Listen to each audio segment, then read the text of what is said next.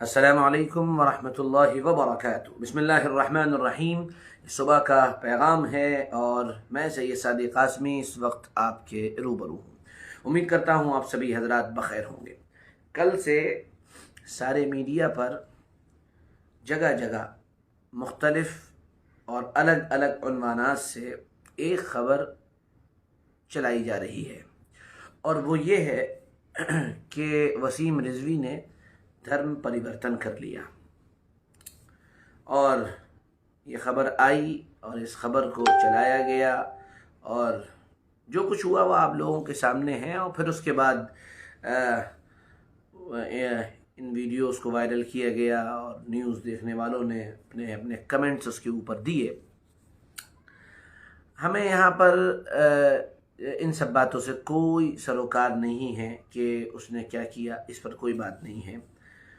अलबत्ता उसने अपने इंटरव्यू में जो एक दो बातें की हैं, हम उस पर थोड़ी सी रोशनी डालना चाहते हैं और फिर अपने भाइयों को, मुसलमान भाइयों को एक पैगाम देना चाहते हैं।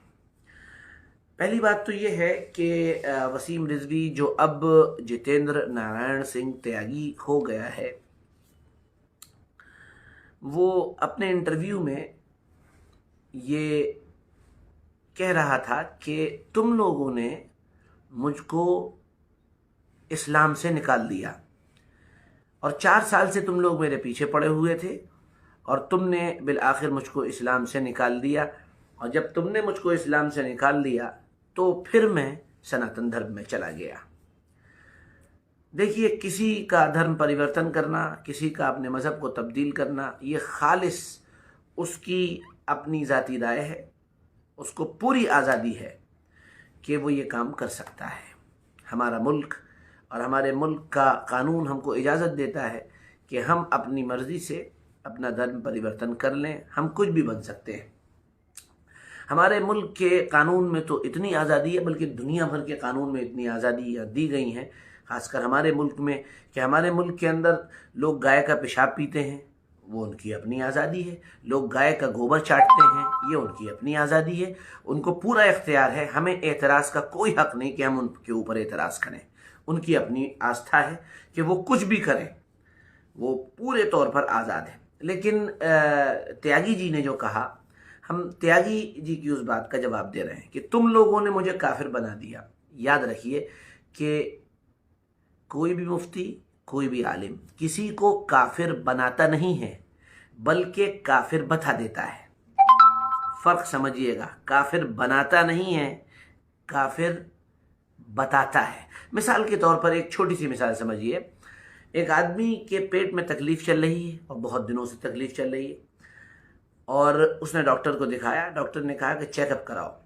जब उसका चेकअप किया गया या पेट स्कैन वगैरह किया गया तो पता चला कि उस आदमी को कैंसर है और उसकी रिपोर्ट सामने आई।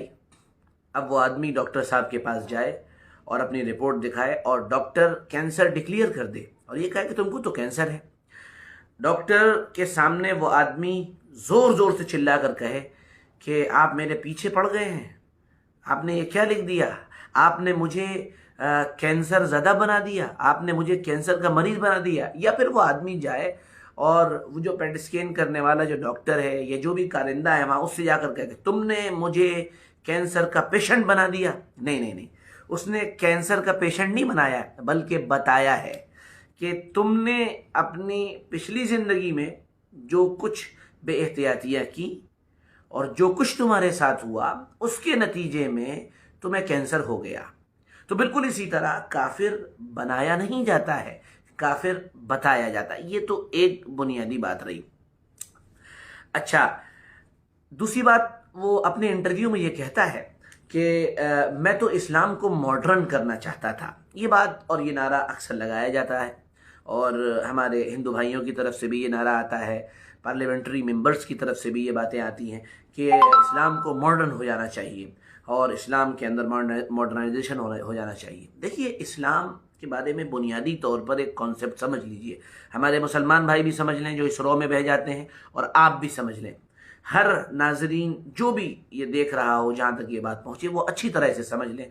इस्लाम खुदा का भेजा हुआ निज़ाम है, एक सिस्टम है, और ये एक गोया के जैसे लॉ ऑफ नेचर्स होते हैं, ये बिल्कुल उसी तरह है। चूँकि खुदा ने इसे भेजा है और ये महफूज है, तो ये खुदा का भेजा हुआ निज़ाम है। और ये like a law of nature, ये लॉ ऑफ नेचर की तरह है। जैसे लॉ ऑफ नेचर्स नहीं बदलते हैं, उनके अंदर कोई तब्दीली नहीं आती है, बिल्कुल इसी तरह इस्लाम और खुदा के बनाए हुए सिस्टम के अंदर भी कोई तब्दीली नहीं आती है।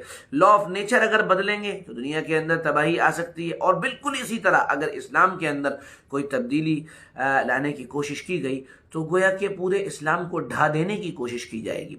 जैसे सूरज सुबह आजकल 6:52 पर निकल रहा है, मैं निकलूं और मैं निकल कर ये कहने लगूं कि सूरज 6:52 पर गलत निकल रहा है, इसको थोड़ा सा मैं मॉडर्न करना चाहता हूं, ये इसको सुबह आजकल 5 बजे निकलना चाहिए।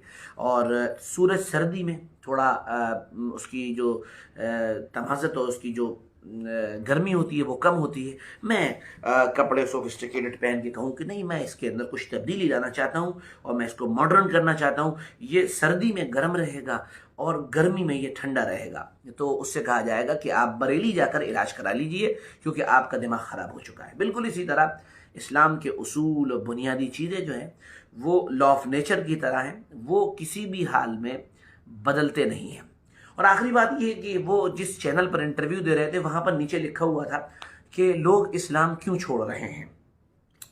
तो हमारी बड़ी आजिज़ाना दरख्वास्त है, हम तो बड़े छोटे से इंसान हैं, हम तो कहते हैं हर आदमी को आज़ादी मिलनी चाहिए, वो जहाँ चाहे चला जाए, वो जो चाहे करे, पूरी आज़ादी मिलनी चाहिए, पूरी आज़ादी। जो चाहे हिंदू बन जाए, जो चाहे मुसलमान बन जाए, जो चाहे ईसाई बन जाए, जो चाहे क्रिश्चियन बन जाए, जो चाहे बुद्धिस्ट बन जाए, पूरी आज़ादी मिलनी चाहिए, कोई रोक टोक नहीं होनी चाहिए। मसला तब पैदा होता है कि जब कोई गैर मुस्लिम यानी हमारा हिंदू भाई इस्लाम कबूल करता है तो ये कहा जाता है ये जबरिया तौर पर मुसलमान हुआ। अब जब कोई मुसलमान हिंदू बन रहा है तो उसके बारे में खुशियाँ मनाई जा रही। ये दो रुखी है, ये हिपोक्रेसी है, ये मुनाफिकत है, ये मुनासिब नहीं है। और आखिरी बात, मैं अपने तमाम नौजवानों से ये बात कहना चाहूँगा और खूब कहना चाहूँगा और ताल ठोक कर कहना चाहूँगा और डरते हुए भी कहना चाहूँगा कि याद रखिए, आप किसी कमेंट करने से और त्यागी का मजाक उड़ाने से, जितेंद्र नारायण सिंह त्यागी को बुरा कहने से हरगिज़ बचें, बल्कि डरें और एक हिडन मैसेज, खामोश पैगाम जिसकी तरफ मेरे एक दोस्त हैं फरहान भाई, नोएडा में रहते हैं, उन्होंने कल रात मुझे मुतवज्जे किया और बहुत अच्छी बात उन्होंने कही कि कुरान को बदलने चला था, खुद बदल गया। डरिए, खुदा का खौफ कीजिए।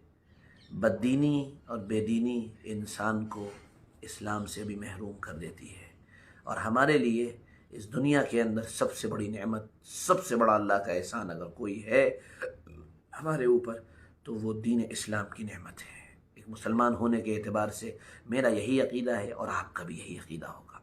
डरिए, आमाल की तरफ लौटिए और उसको गाली देना छोड़ दीजिए। और याद रखिए, गाली देने से उसका बज़ाहिर कोई नुकसान नहीं होगा, बल्कि उसको शोहरत मिलेगी और लोग खुश होंगे कि हम इससे परेशान हैं। हम बिल्कुल परेशान नहीं हैं। आखिरी बात ये, वो कुरान पाक की तहरीफ़ यानी कुरान पाक में तब्दीली का कायल था, तो वो मुसलमान था ही कब, वो मुसलमान था ही कब। इसलिए खूब समझा करें बात को, फिर उसके बाद अपने कमेंट दिया करें। आप बहुत समझदार हैं, आप बहुत इंटेलेक्चुअल कौम हैं और इंटेलेक्चुअल कौम होने का सबूत दिया करें।